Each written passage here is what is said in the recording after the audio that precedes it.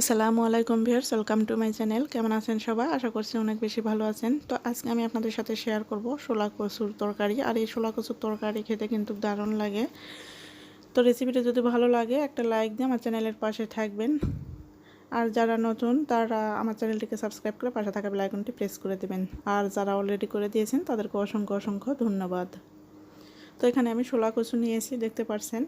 এই শোলা কচুর এখন আমি কেটে নেব, টুকরো টুকরো করে কেটে নেব। তো শোলা কচু আমি কেটে নিয়েছি, ভালো করে ধুয়েও নিয়েছি।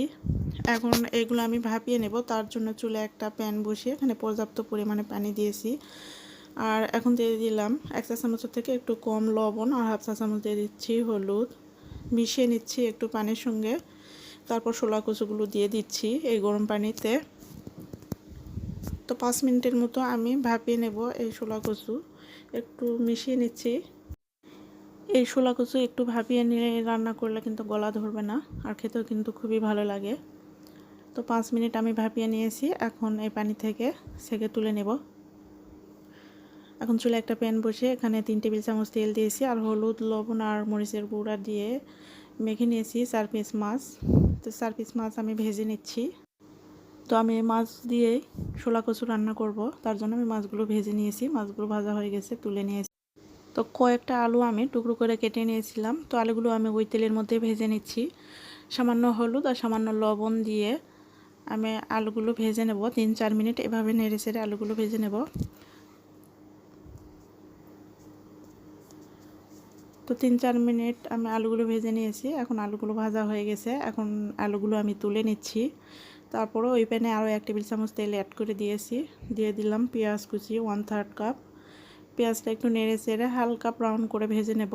পেঁয়াজটা একটু সফট হয়ে আসা পর্যন্ত ভাজবো। পেঁয়াজের কালারটা যখন একটু হালকা বাদামি কালার হয়ে আসবে, ওই পর্যায়ে আমি দিয়ে দিচ্ছি 1 চা চামচের থেকে একটু কম আদা বাটা, আর 1 চা চামচের থেকে একটু কম রসুন বাটা। 1.5 চা চামচ দিয়ে দিচ্ছি শুকনো লাল মরিচ বাটা।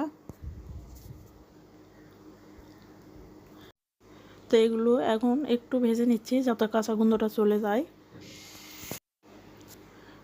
তো 30-40 সেকেন্ডের মতো আমি এভাবে তেলের সঙ্গে ভেজে নিয়েছি, আর খুব সুন্দর একটা গন্ধ বের হয়েছে। এখন এই পর্যায়ে আমি সামান্য পরিমাণ পানি অ্যাড করে দিলাম। এখন শুকনো মশলাগুলো দিয়ে দিচ্ছি। 1/2 চা চামচ হলুদ গুঁড়া দিয়ে দিলাম, 1 চা চামচ লবণ দিয়ে দিচ্ছি। লবণটা অবশ্যই স্বাদ অনুযায়ী দিয়ে দিতে হবে। 1/2 চা চামচ দিয়ে দিলাম জিরার গুঁড়া, আর 1/4 চা চামচ দিয়ে দিলাম গরম মশলা গুঁড়া। এখন সব মশলা একসঙ্গে একটু নেড়ে চেড়ে কষিয়ে নেব। মশলা থেকে তেল ছেড়ে আসা পর্যন্ত মশলাটা কষিয়ে নিতে হবে। তো মশলাটা যত ভালোভাবে কষানো হবে, তরকারিটাও কিন্তু খেতে ততটাই ভালো হবে। তো মশলাটা কষানো হয়ে গেলে যখন তেল উপরে উঠে আসবে, ওই পর্যায়ে আমি দিয়ে দিচ্ছি ভেজে রাখা আলু, আর ভাপিয়ে রাখা শোলা কচুও দিয়ে দিচ্ছি। এখন সব কিছু একসঙ্গে মিশিয়ে নিচ্ছি। আর এভাবে 3-4 মিনিট আমি মশলার সঙ্গে এই শোলা কচু ভেজে নেব। তো 3-4 মিনিট এভাবে নেড়ে চেড়ে আমি ভেজে নিয়েছি মশলার সঙ্গে অল্প আঁচে। তারপর দিয়ে দিচ্ছি এখানে 1/2 কাপ পানি, আর এই 1/2 কাপ পানি দিয়ে আমি এই শোলা কচু কষিয়ে নেব। এখন নেড়ে চেড়ে নিয়ে ঢাকনা দিয়ে ঢেকে পানিটা টেনে আসা পর্যন্ত আমি কষিয়ে নিচ্ছি। মিডিয়াম আঁচে আমি রান্না করে নিচ্ছি। তো পানিটা যখন টেনে গেছে, 5-6 মিনিট রান্না করার পরে পানিটা টেনে গেছে, ওই পর্যায়ে ঢাকনাটা তুলে আবার নেড়ে চেড়ে নিচ্ছি। তারপরে দিয়ে দিচ্ছি এখানে ঝোলের জন্য 2 কাপ পানি। তো পানি দিয়ে আমি নেড়ে চেড়ে নিচ্ছি। আর ভেজে রাখা মাছগুলো আমি দিয়ে দিয়েছি।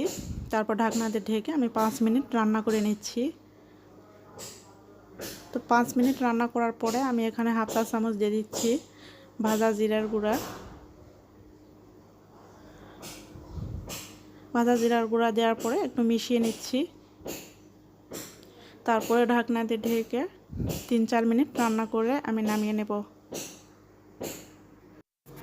তো 4 মিনিট আমি রান্না করে নিয়েছি। তারপর চুলাটা অফ করে তরকারিটা নামিয়ে নিয়েছি। তো দেখতে পাচ্ছেন তরকারির কালারটা কতটা সুন্দর এসেছে।